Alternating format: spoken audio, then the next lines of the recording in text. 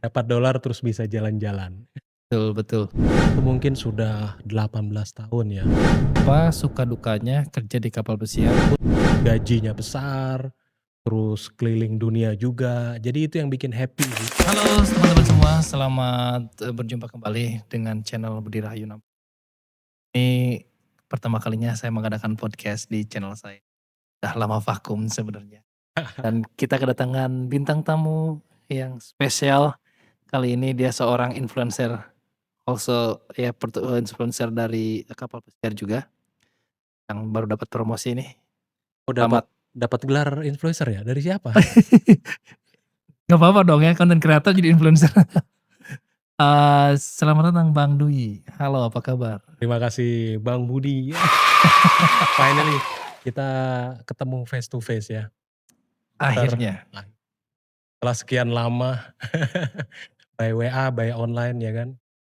Ya, halo seller, halo teman-teman semua. Ya Bang Dwi, eh, bikin konten sering. Saat ini juga masih kerja di kapal pesiar. Sudah pernah di Holland, sudah di Viking, dan sekarang saat ini di P&O UK. Sebenarnya kalau Bang Dwi sendiri sih sudah berapa lama sih terjun di dunia hospitality sendiri? Dari mulai sebelum ke kapal dan sampai saat ini. Boleh ceritakan awal mulanya bagaimana? Oke, jadi kalau secara total itu mungkin sudah 18 tahun ya. Dan lama, kelihatan tua ya. Masih tetap fresh ya, masih muda. Jadi dari awal itu kebetulan gue mulai dari sekolah perhotelan dulu, dari SMK perhotelan, kemudian lanjut kuliah di Bandung, tuh ambil perhotelan juga, dan kemudian dapat chance untuk kerja di kapal pesiar, kontrak pertama di Holland American Line dari 2006. 2006, kurang lebih 10 tahun di Holland, lanjut kerja di Viking Cruise. Itu kurang lebih 6 kontrak dan sekarang ini 3 kontrak di Go UK. Dan tetap fokus di bagian housekeeping, cabin steward ya. Housekeeping department, Iya. menarik nih, menarik ini. Ini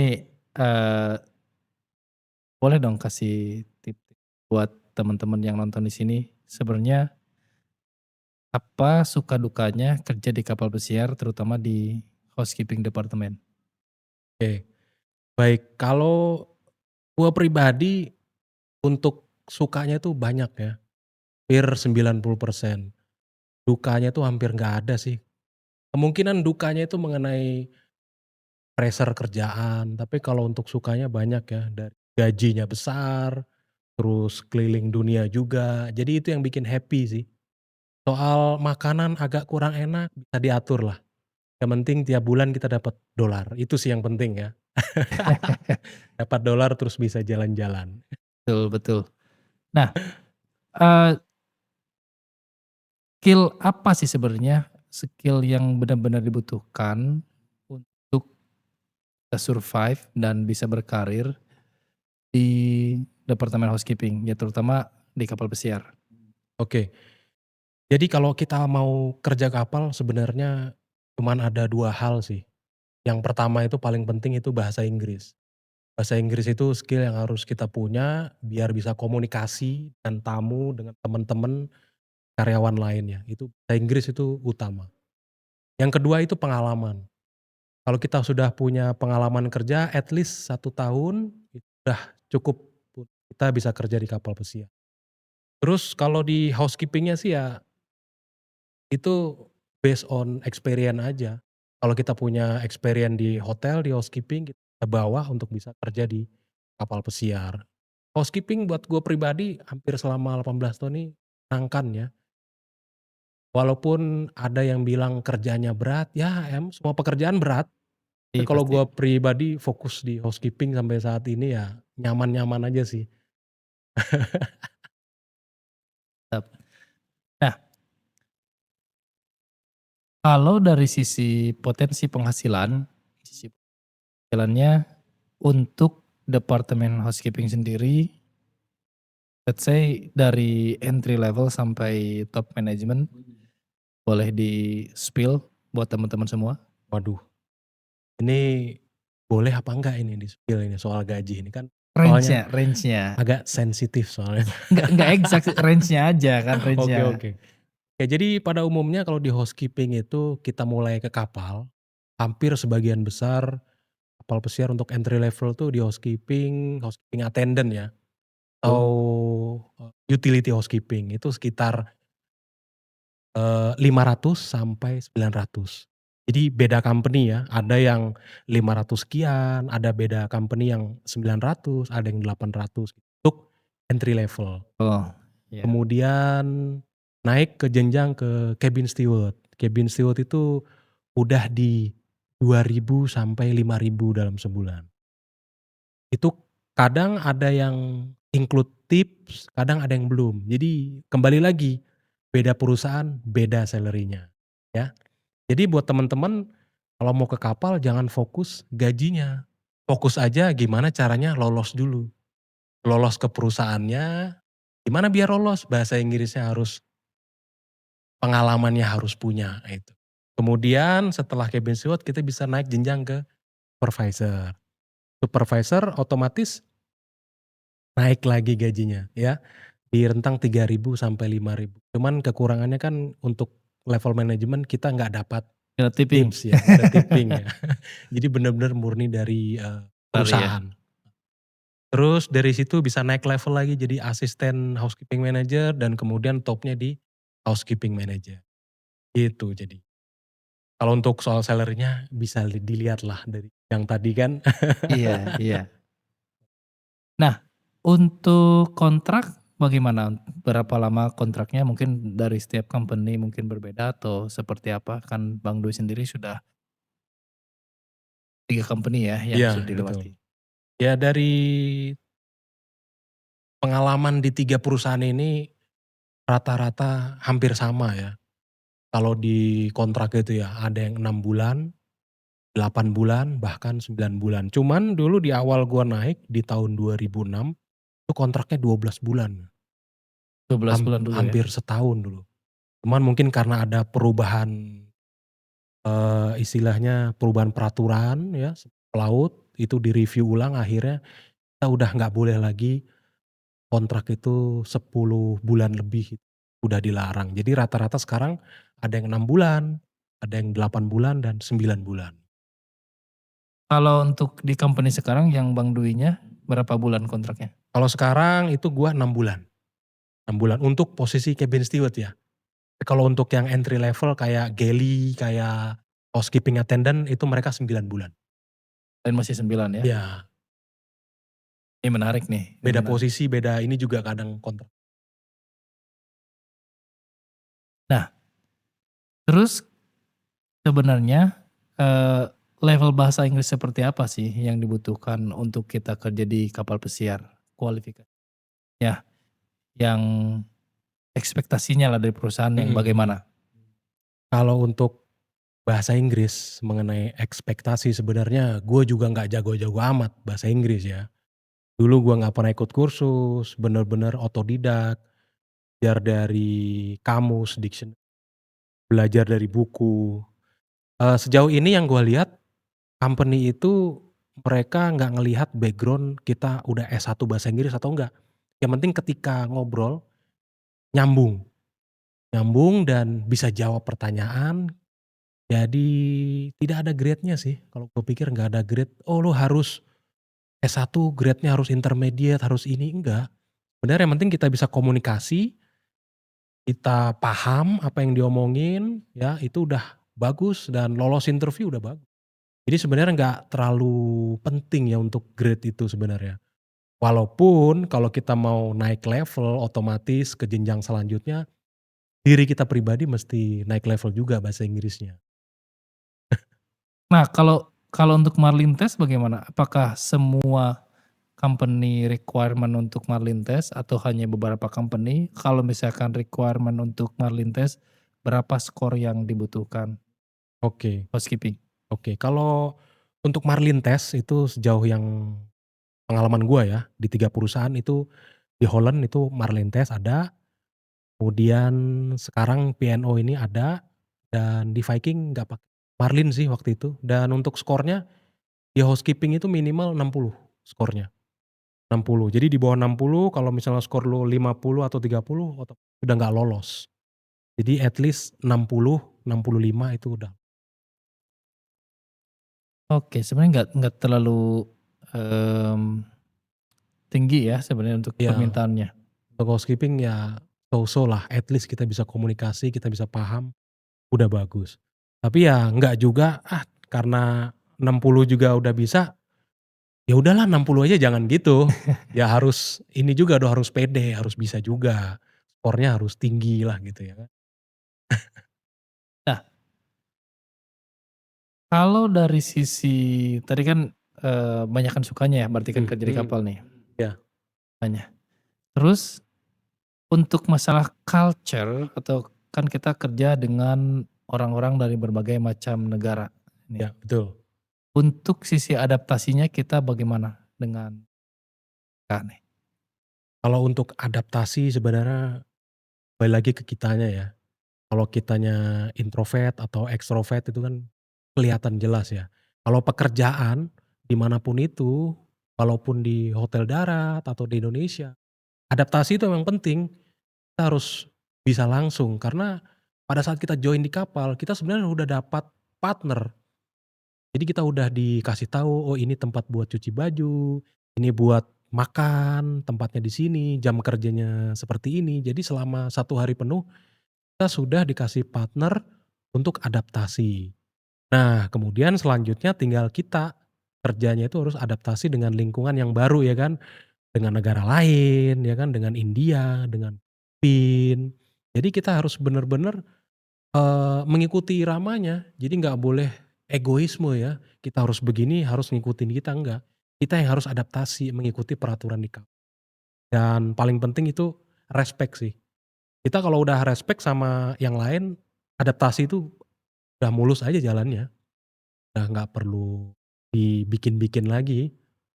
Penting respect sama negara lain, sama pekerjaan, sama bos, sama atasan. Otomatis kan kalau Bang Budi pengen dihargai kan kita harus hargain orang lain dulu kan, ya itu sih modal pentingnya. Nah sekarang, karena dengan pengalaman Bang Dwi ini udah 18 tahun di kapal pesiar,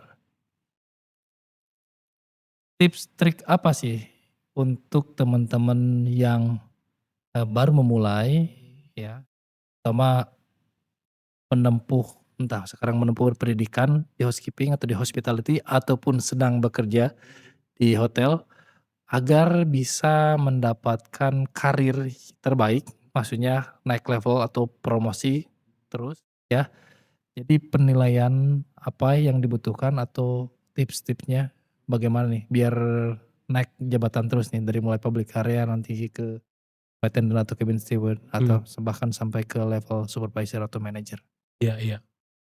Eee, Tips dan trik ya, biar karirnya itu bagus di kapal ya. Eee, Kalau dari gua, selama ini yang gua jalanin ya, gue tuh fokusnya sih kerja sama do the best. Jadi kadang walaupun ada sih di awal-awal dulu ada pikiran ya, karena dulu kan masih muda ya, kita udah kerja bener, udah kayaknya kerjanya tuh capek banget, tapi kok nggak dapat appreciate gitu. Atasan, terus kadang udah ada yang 3 tahun, 4 tahun, itu nggak di-promote. Ya kan ada itu sering kali, bahkan, beberapa bulan yang lalu gue dapat DM juga mengenai, "Bang kok gua udah hampir 3 tahun lebih belum dapat promote, ini gimana sebenarnya?" Nah, gue kadang cuman ambil posisi, "Oh iya gue dulu pernah kayak lu kok, gue pernah dulu kepikiran, kok, promote kok susah ya, karir gue kok gini-gini aja lah." Sampai ada gue di titik, nggak mikirin lagi gitu. Jadi bener kan Mas Budi, pas kita nggak mikirin sesuatu, tiba-tiba datang dengan sendirinya itu. Jadi gue bener dari situ, kerja ya kerja ajalah, dikasih bos kerjaan, kita kerjain, beres, dan hasilnya bagus, mau diapresiasi atau ya itu terserah dia, yang penting kita udah pede, percaya diri, "Oh gue nih keren nih." gitu. Jadi udah apresiasi ke diri sendiri dulu aja, nanti soal promosi itu pasti datang. Walaupun faktanya ada yang 5 kontrak, yang 10 kontrak, memang sampai sekarang itu ada. Jadi kembali lagi, daripada teman-teman pusing mikirin gak naik-naik, udah kerja aja yang bener, soal karir itu biarkan yang di atas. Ya kalau kita hati udah bersih, kita udah kerja bener ya kan, otomatis Tuhan juga ngelihat kok, ini anak udah kerja nih, dia udah 6 tahun nih, kayaknya udah waktunya nih. Nah kan gitu, daripada kita overthinking, mikirin, jadi kerjaannya terbengkalai, kerjaan kita nggak bener, kadang suka ngomel-ngomel sendiri, ya lebih baik itu dihindari kan. Itu sih yang gue alamin ya, pernah gue alamin. Jadi ya untuk tips karir cepatnya dari gue itu aja sih, do the best, jangan komplain, jangan sering mengeluh, kerjain aja yang terbaik. Menarik nih. Nah, beberapa tahun terakhir kan Bang Dwi nge-influence, netizen Indonesia untuk join kapal pesiar. Iya betul. Kenapa harus kapal pesiar? Gue dulu pernah baca buku sih ya, baca buku yang di situ dibilang kalau mau sukses di suatu bidang, sering-seringlah berkumpul dengan bidang yang sama ya, otomatis kita karena gua udah kelamaan di kapal pesiar dan ilmu gua di situ aja, jadi udah yang gua paham di kapal pesiar, seluk-beluknya, tips-tipsnya seperti apa, jadi hanya yang gua kuasain. Gua nggak mau bermain di area abu-abu yang gua nggak tahu terus tiba-tiba gua sok ahli, sok ini kan enggak. Intinya sih gua nyaman ngasih tips karena gua tahu, gua paham alurnya seperti apa. Tips-tipsnya, bahasa Inggrisnya, interviewnya, medikalnya, terus tips gitu kan. Jadi ya kenapa enggak gua coba untuk share gitu. Ya at least bisa jadi legasi buat gua kan bisa sharing ke orang teman-teman yang pengen juga join ke kapal gitu. Ini pasti ada beberapa pertanyaan nih dari, rata-rata pertanyaan umum. Mungkin beberapa orang yang belum tahu, apakah di kapal boleh bertato, terus juga untuk dari sisi kesehatannya itu kan ada medical check up, requirement-nya seperti apa yang boleh, apa yang tidak. Nah itu bagaimana? Oke, kalau untuk boleh nggak bertato itu hampir rata-rata sih nggak boleh ya. Hanya ada beberapa perusahaan aja. Kebetulan di perusahaan gua nih di P&O itu boleh. Jadi bertato bahkan nggak perlu ditutupin itu boleh. Nah kemarin gua lihat. Terus di Viking, kebetulan di Viking itu nggak boleh. Jadi harus ditutupin gitu. Misalnya sampai tangan harus pakai yang gitu kan. Terus di perusahaan lain juga ada yang nggak boleh, ada yang boleh. Jadi tergantung lagi perusahaannya, kita harus riset lagi. Kan biasanya agensi itu udah kasih requirement tidak boleh bertato, tidak boleh ini, tidak itu, kan semua sudah ada di situ. Iya, base lagi on requirement yang dicari, jadi kita nggak bisa samaratain, pokoknya boleh nih, jadi kita harus lihat lagi. Kalau dari sisi untuk medikal nih, apa yang, disyaratkan, persyaratan kesehatannya bagaimana untuk ke kapal? Kalau untuk medikal itu yang penting sehat. Dari sisi perusahaan kapal pesiar kan mereka udah ada rumah sakit rujukan dari prinsipal kapal pesiar. Misalnya kapal pesiar di tempat saya di P&O itu golongan apa, darahnya tuh harus sekian, kita dites fisik harus bisa bekerja dengan berat atau misalnya pendengarannya harus bagus dan lain-lain. Jadi yang penting kita bisa dinyatakan fit itu sesuai keputusan dokter. Jadi nggak ada standar sih kita harus seperti ini, harus begini. Karena gua berkali-kali medikal ngerasa badan itu sehat kok, tiba-tiba pas sudah sampai medikal baik di hall dulu, di Viking dan di sekarang P&O ternyata harus ngulang. "Oh darahnya agak naik nih Pak, turunin dulu," akhirnya harus ngulang gitu. Jadi sebenarnya nggak ada standar sih, karena mereka udah punya rumah sakit rujukan. Yang penting kita tipsnya jaga kesehatan, sering olahraga, kalau misalnya yang doyan ngerokok atau minum minuman beralkohol, dikurangin dulu sebelum kita menghadapi medical. Itu aja sih. Thank you banget ini Bang Dwi sudah berkunjung ke sini nih. Iya. Next step mudah-mudahan kita bisa berlanjut untuk kolaborasi dengan Oke oke. project-project yang real ya. Kita akan bangun sesuai dengan visi misi kita ya, Oke. membantu program pemerintah untuk mengurangi angka pengangguran ya, salah satunya dengan program menuju kapal pesiar ya, dari sisi edukasi dan juga membantu mendistribusikan penyaluran ke agensi-agensi yang ada di Indonesia ini. Oke, mungkin thank you so much ya Bang Dwi Oke, atas kehadirannya ya. sama-sama. Sukses selalu Ya, dan eh, good luck and good job for the new role ya.